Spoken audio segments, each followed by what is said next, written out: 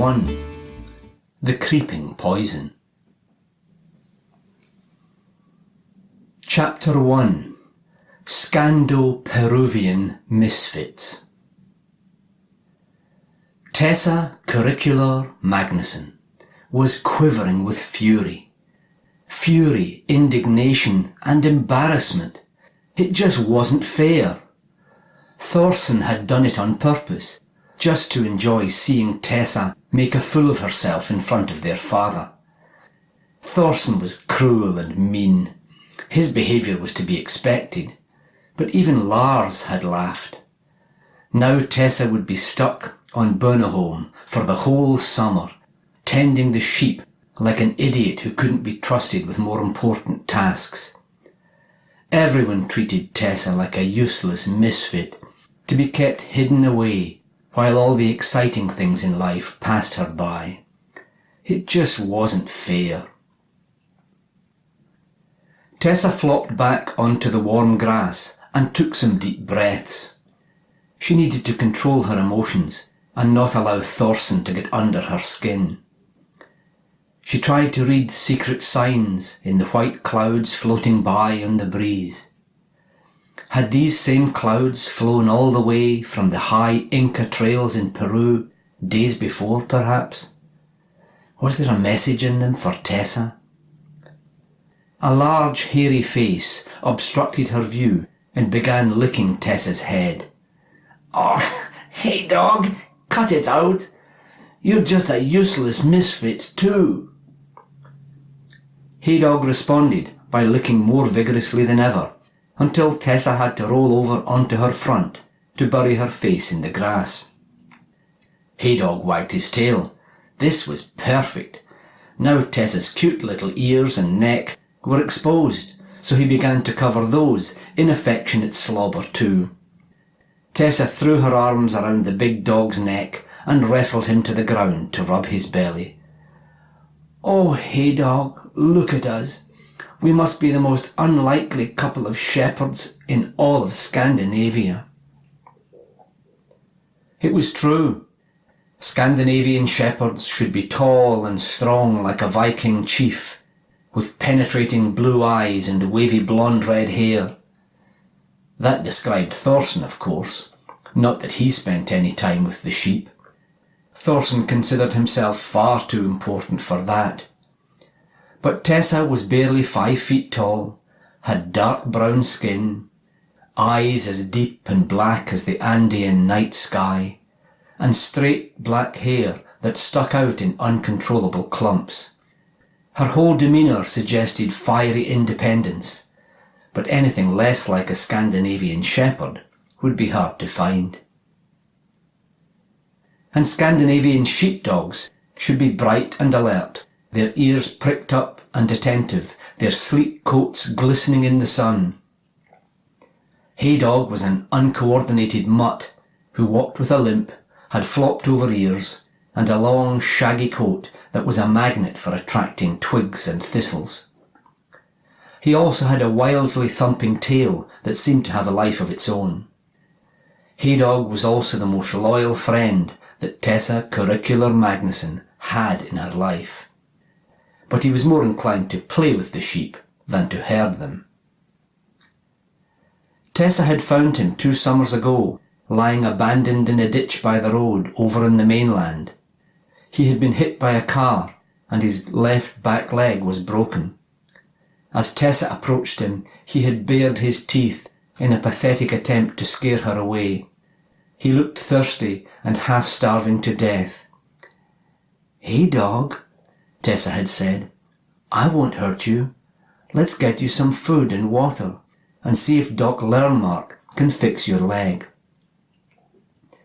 The defenceless creature put up no resistance and allowed Tessa to bundle him up and carry him to see the kindly old vet.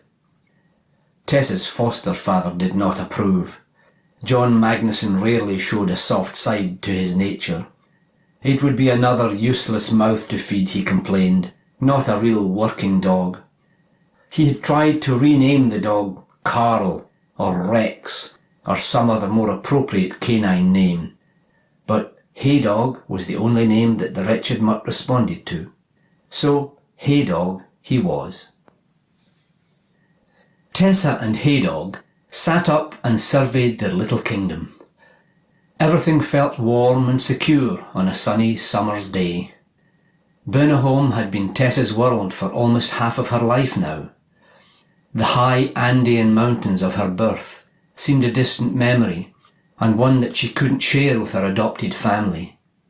But as she lay awake at night, in her Scandinavian bedroom, the smells of new-cut corn or freshly pulled potatoes reminded Tessa Curricula of piling grass on the back of the alpaca on a hot summer day in the Sacred Valley, or leading the llama to walk in circles over a pile of fava beans, or dancing to the flute and drums in the courtyard in the cool Andean evening, or chasing the guinea pigs back under the shelves in the back corner of her family's house.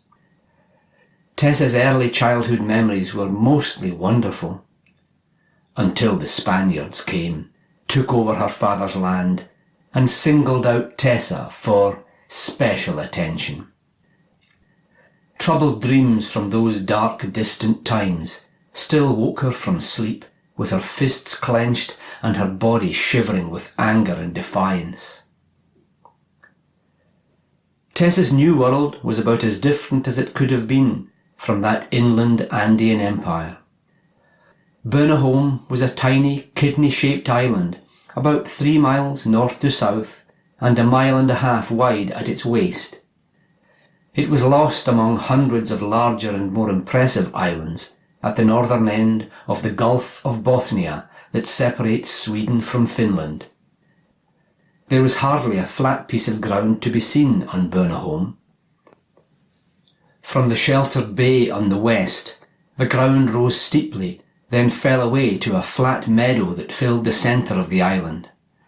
At the waist of Burnahome, running west to east, was a line of rolling hills known as Kells Ridge. This divided the meadow into a northern and southern pasture.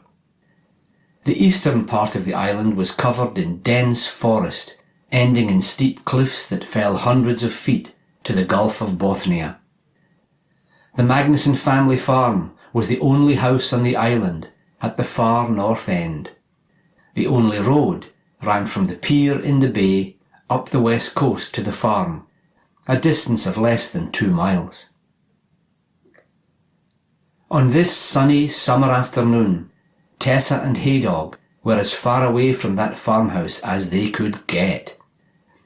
Tessa leaned against the crumbling ruins of an ancient watchtower that once protected the southern tip of Burnahome.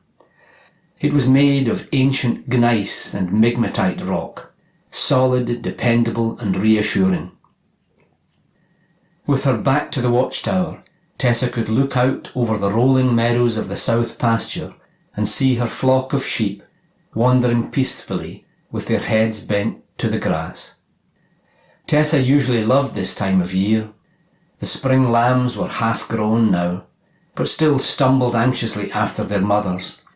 The air was filled with the soothing sounds of their bleating. But today nothing could soothe Tessa's fury. Her mind kept coming back to the embarrassing incident with the boat. John Magnusson had strict rules. His children were not allowed to take the motorboat out on their own until they could pivot the heavy outboard engine clear of the water, a critical manoeuvre if you needed to beach the boat without scraping the propeller on the rocks.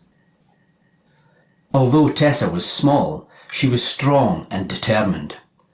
With Thorson beside her in the boat and their father and younger brother Lars looking on from the pier, Tessa had planted her feet firmly on the stern of the boat on either side of the outboard. She had heaved the propeller clear above the water and was just about to lock it in place when it wobbled to the right and toppled over the edge and sank to the bottom of the bay. Thorson had laughed with delight. "Clumsy idiot! You are not ready to take to the sea, little golden star. It seems that whenever you are around boats, disasters always seem to happen. Go back to tending your sheep."